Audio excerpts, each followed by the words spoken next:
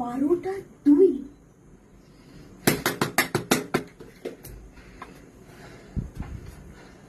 হ্যাঁ hello, mister PM boyfriend, mister PM boyfriend, আগে আপনার জন্য একটা, আপনি আমাকে উইশ করেছেন, তার জন্য 12:02:30 তার জন্য একটা হাততালি হবে না? মেরে দিন হাততালি।